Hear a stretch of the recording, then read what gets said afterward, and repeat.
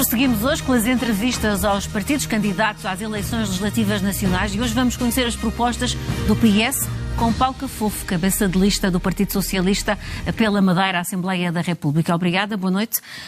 Paulo, pergunto-lhe quais são os objetivos do Partido Socialista, sobretudo, e que dossiês é que vão merecer a atenção dos deputados que eventualmente sejam eleitos para a Assembleia da República pela Madeira. Muito boa noite, Tânia, boa noite aos madeirenses e aos porto-santenses.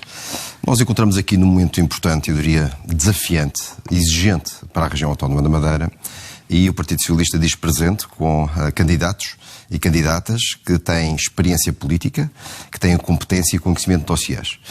Eu próprio, na minha experiência ainda como Secretário de Estado, tive a oportunidade na minha atividade não só relacionada com a nossa diáspora, e do trabalho que realizei em prol dos nossos compatriotas.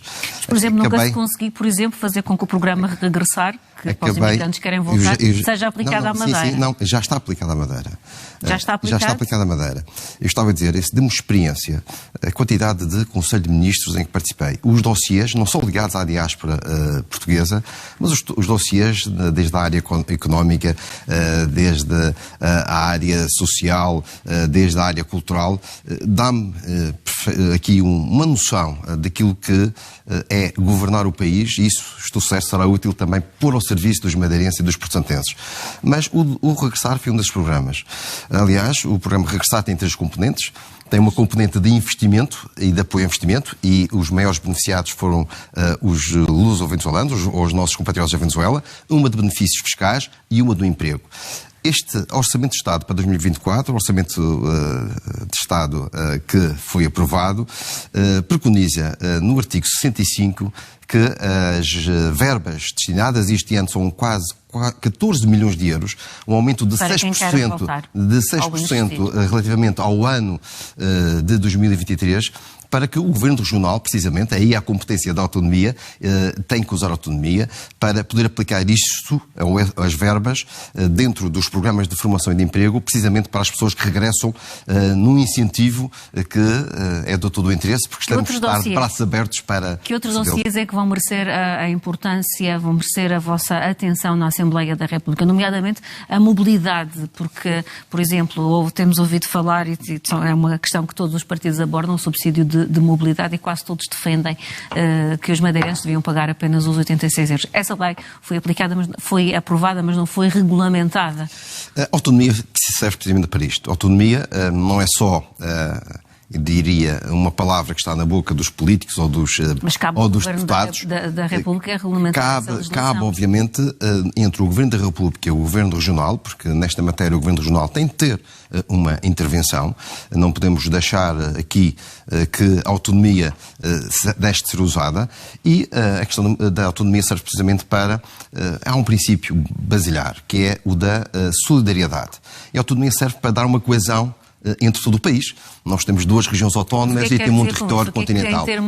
O que é que a região pode fazer para que essa lei seja regulamentada? E como temos uma coesão territorial que, independentemente do mar que nos separa, deve unificar todo o país, a questão da mobilidade para a Madeira e para os Açores é essencial, porque nós nunca deixaremos de ser uma região insular, e por isso aqui o Estado tem de assumir um papel de garantir que há uma mobilidade e que essa mobilidade possa acontecer. Isso já acontece com o financiamento que o Estado dá.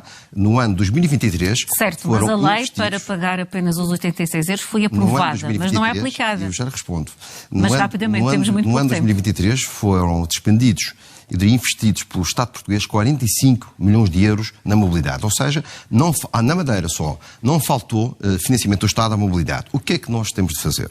Temos de regulamentar a lei que foi aprovada na Assembleia da República com responsabilidade.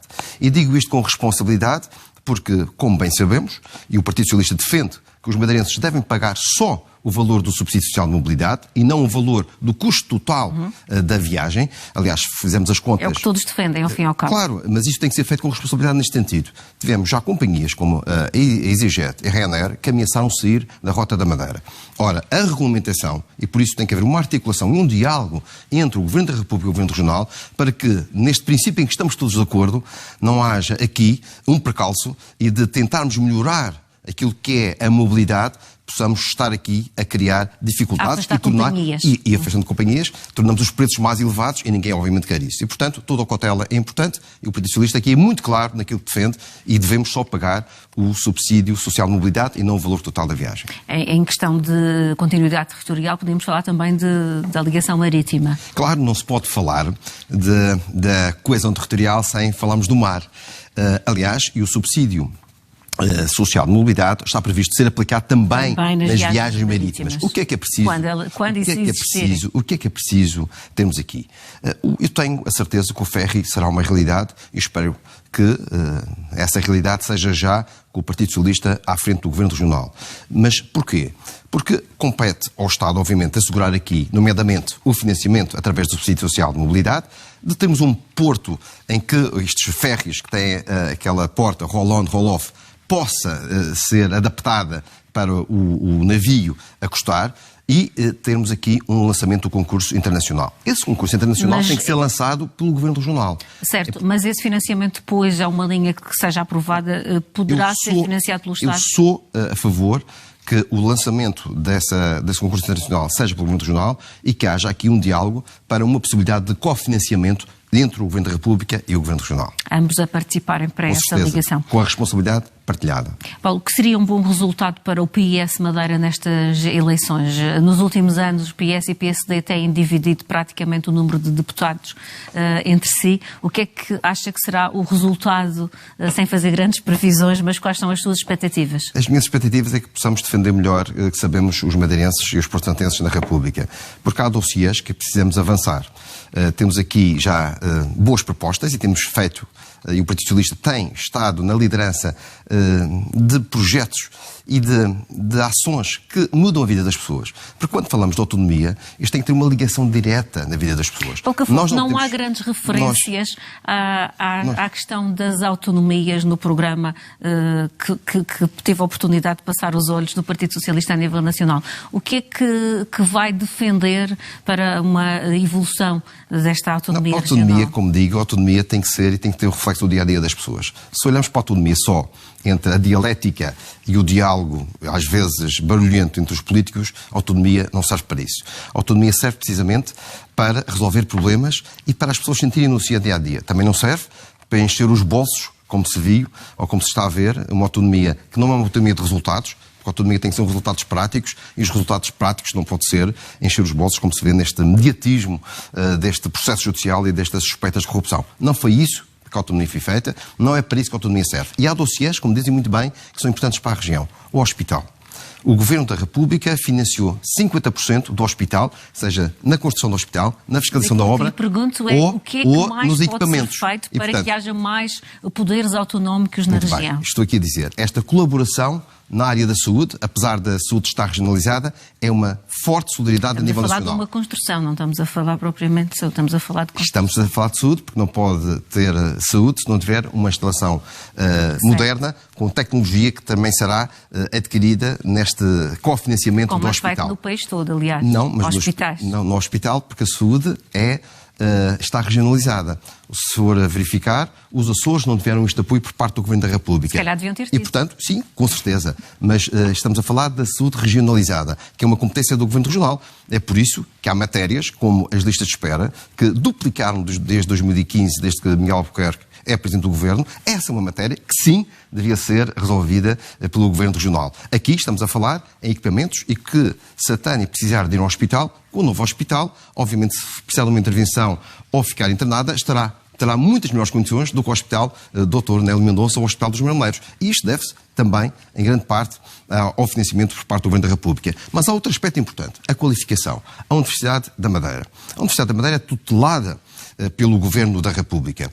E sabemos que esta Universidade da Madeira tem dificuldades, porque está numa região insular, tem sobrecustos e não tem ganhos de escala. Ora, o que é que o Governo da República fez e o que é que tem que continuar a fazer?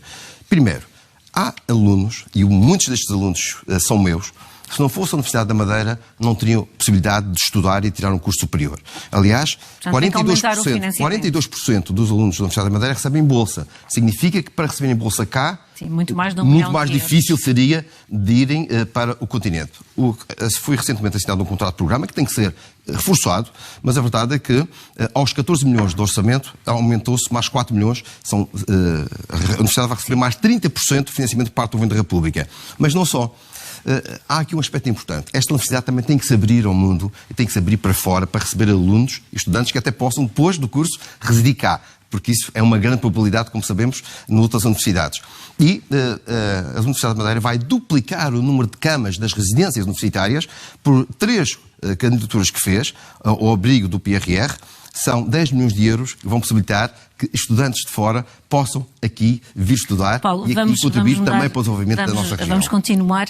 O Paulo Cafofo, além de ser o candidato cabeça de lista do PS à Assembleia da República, é também o presidente do partido aqui na Madeira e, portanto, possível candidato a presidente do Governo Regional se forem convocadas eleições antecipadas. Vai chegar a assumir o seu lugar se for eleito à Assembleia da República? Bom, não é possível candidato. Eu serei candidato ao Governo Regional porque a Madeira precisa de uma esperança. Será o cabeça de lista?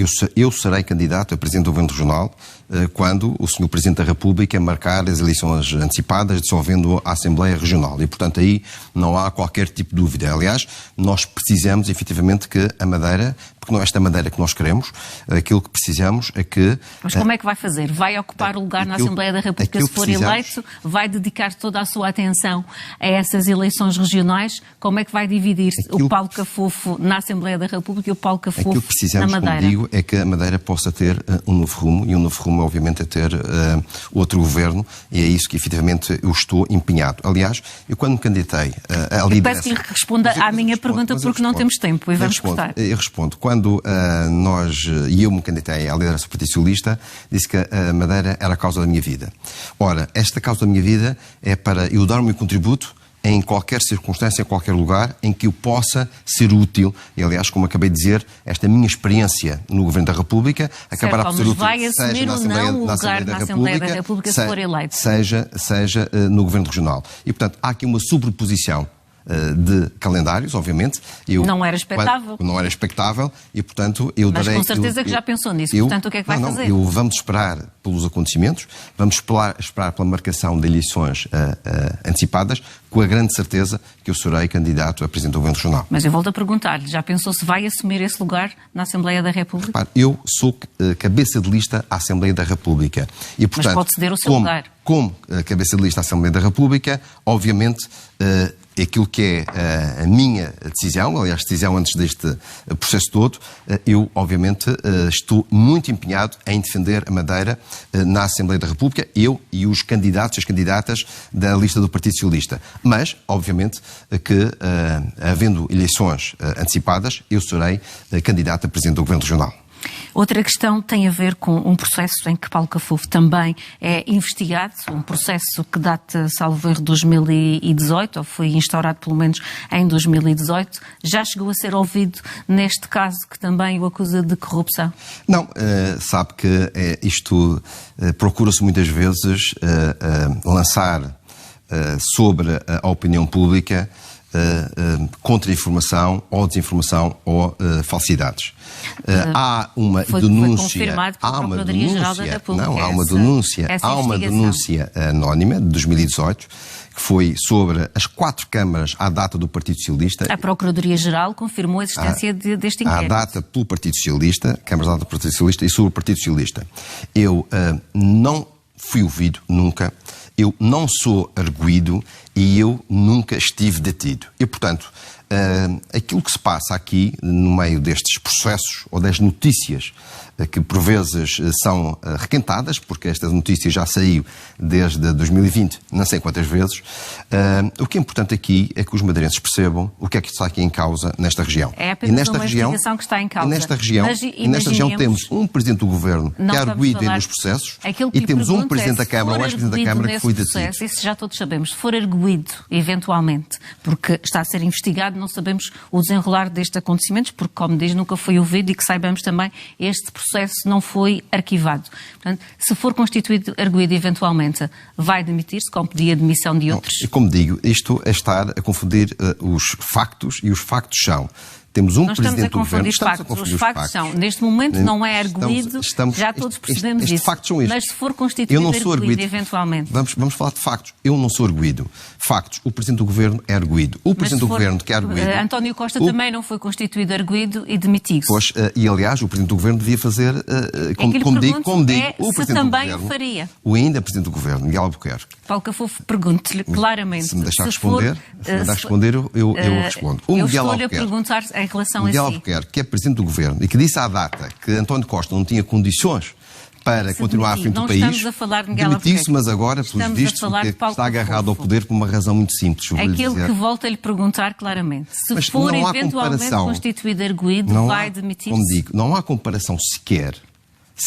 Mas não vou fazer comparação com ninguém. Estou simplesmente a lhe perguntar. Não há se comparação. For constituído arguido, se vai demitir-se. Não há comparação dos factos entre Miguel Albuquerque, que fui mas há uma arguido, comparação com o António Costa, primeiro-ministro, que apenas estava a ser investigado. Cá está, mas, e que se demitia. Não, mas cá está. Miguel Albuquerque, como digo, que é arguido, tem dois processos. Não vai responder à minha pergunta. Não, eu não tenho, já disse, eu não sou arguido. Mas eu estou-lhe a perguntar se for constituído. E, portanto, os factos sobre Miguel Albuquerque não têm nada a ver sequer com aquilo que foi a denúncia feita em 2018. Estou-lhe a perguntar sobre portanto, Paulo eu já fui claro quanto isto. Eu não fui detido, nem sou arguido, nem fui ouvido.